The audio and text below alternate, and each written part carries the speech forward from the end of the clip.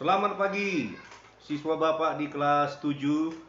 Hari ini kita kembali berjumpa dalam pelajaran pendidikan agama Kristen. Harapan dan doa Bapak bagi setiap kalian tetap sehat, tetap semangat. Kita masih daring untuk sementara ini, tapi Bapak harap antusias dan semangatmu untuk belajar tidak terpengaruh walaupun masih daring ya.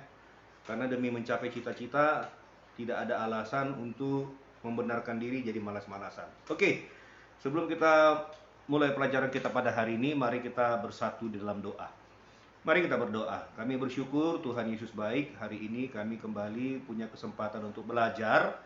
Tuhan berkati kami, bimbing kami, ajari kami, berikan pengertian bagi kami untuk bisa mengerti pelajaran yang disampaikan oleh guru kami. Kami mulai pelajaran kami dalam nama Yesus kami berdoa. Amin. Oke, baik. Anak Bapak semua, hari ini kita masuk ke materi yang baru tentang judulnya dosa dan pertobatan. Adapun yang menjadi tujuan dari pembelajaran pada hari ini, yaitu yang pertama, agar kalian mampu menjelaskan arti dosa. Lalu agar kalian mampu menjelaskan putusnya persekutuan Allah dengan manusia. Dan yang ketiga, agar siswa mampu menjelaskan tindakan Allah terhadap dosa. Oke, kita langsung saja. Nah, Bapak yakin kalian sudah sering mendengar kata dosa. Jadi kita harus mulai dengan definisi. Apa itu dosa? Kita cenderung gampang sekali menyatakan sesuatu itu dosa. Tapi masalahnya kita tahu nggak dosa itu sebenarnya apa menurut Alkitab? Dosa itu adalah segala sesuatu perbuatan ataupun pemikiran yang tidak sesuai dengan firman Tuhan. Jadi kita harus punya konsep ini. Dosa itu segala sesuatu perbuatan ataupun pemikiran yang tidak sesuai dengan firman Tuhan. Jadi segala sesuatu itu belum tentu dosa. Perbuatan salah belum tentu dosa. Tapi kalau dosa sudah pasti kesalahan. Harus bisa bedakan mana kesalahan, mana dosa. Ketika kalian melanggar lampu merah, itu bukan dosa, tapi kesalahan. Jangan gampang sekali menjudge, oh kau berdosa karena melanggar lampu merah. Jadi kita harus punya pemahaman seperti itu dulu, supaya kita tahu apa itu dosa. Selanjutnya, apa akibat dari dosa? Akibat dari dosa itu ada beberapa kata Alkitab. Yang pertama adalah putusnya hubungan manusia dengan Allah. Jadi dulu ketika manusia pertama di Taman Eden, hubungan manusia dengan Tuhan itu begitu baik. Tidak ada masalah. Manusia bisa kapan saja punya akses untuk berjumpa dengan Tuhan, untuk berkomunikasi dengan Tuhan, untuk membangun hubungan yang akrab dengan Tuhan. Tapi ketika dosa terjadi, hubungan yang harmonis, hubungan yang bagus, hubungan yang akrab dan dekat itu menjadi rusak. Manusia jadi jauh daripada Tuhan. Itu akibat dosa yang pertama. Lalu akibat dosa lainnya adalah rusaknya hubungan manusia dengan sesama. Jadi bukan hanya dengan Tuhan rusak, tapi dengan sesama juga rusak. Dibuktikan dengan apa? Munculnya iri hati, munculnya dendam, munculnya sakit hati, munculnya rasa kekecewaan. Itu semua menggambarkan hubungan manusia dengan sesamanya yang rusak. Jadi bukan hanya dengan Tuhan rusak hubungan manusia, tapi dengan sesama juga rusak. Kalau kita perhatikan di Alkitab, pembunuhan pertama itu terjadi ketika Kain membunuh adiknya Habel. Bayangkan abang adik itu bunuh-bunuhan. Gara-gara apa? Gara-gara dosa. Lalu apa lagi yang terjadi akibat dari dosa? Yaitu rusaknya hubungan manusia dengan alam ciptaan Tuhan. Rusaknya hubungan manusia dengan alam ciptaan Tuhan. Apa buktinya? Alkitab mencatat pada waktu Adam dan Hawa punya hubungan yang baik dengan Allah sebelum jatuh dalam dosa, manusia bisa bebas bermain, bisa bebas bertemu dengan hewan buas. Manusia bisa bermain-main dengan singa, dengan serigala, dengan harimau, dengan hewan-hewan yang buas. Manusia bisa bebas untuk berjumpa, tidak ada ketakutan. Tapi sekarang jangankan dengan harimau, jangankan dengan singa. Lihat tikus saja pun orang ketakutan. Lihat kecoa saja pun orang ketakutan. Jadi gambaran dari dosa itu merusak hubungan manusia dengan ciptaan Tuhan yang lain. Contoh nyatanya lagi adalah manusia dengan gampangnya merusak alam semesta.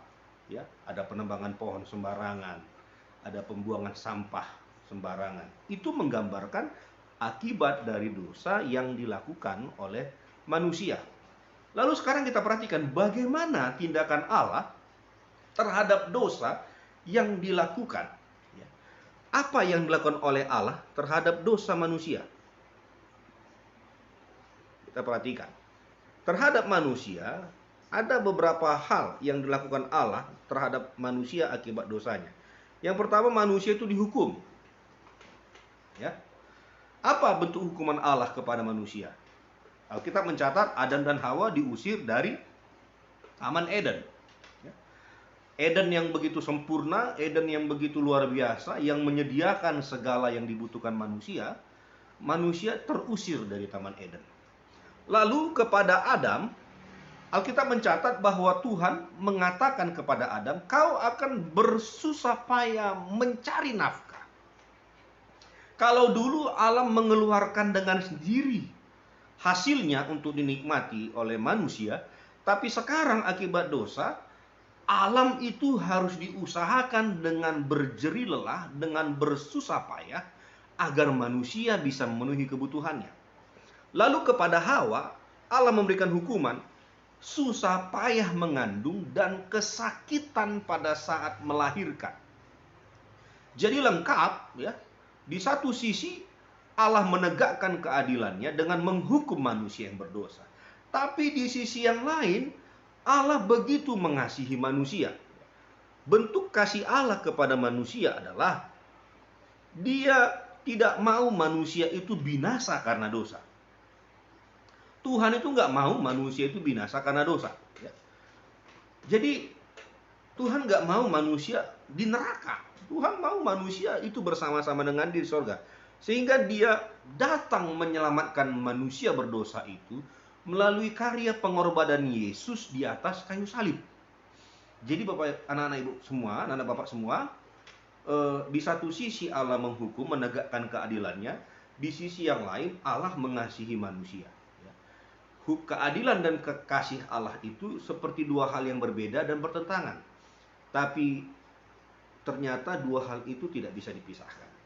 Allah melakukan keduanya, orang berdosa dihukum, tapi di satu sisi Allah mengasihi manusia.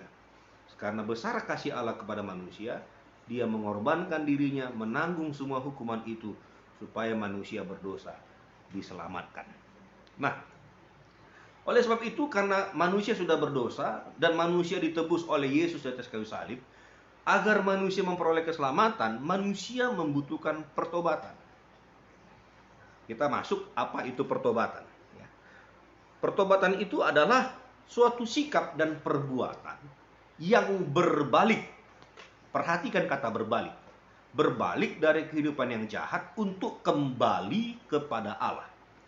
Jadi ada suatu langkah, ada suatu tindakan, ada suatu keputusan, ada suatu tekad atau komitmen yang kuat dari seseorang untuk dia mau bertobat.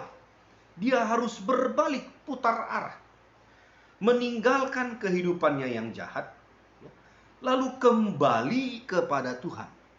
Jadi ketika kita berdosa, semua manusia berdosa, yang Tuhan butuhkan adalah pertobatan. Berbalik, putar arah, kembali kepada Tuhan, agar kita menerima keselamatan yang daripada Tuhan.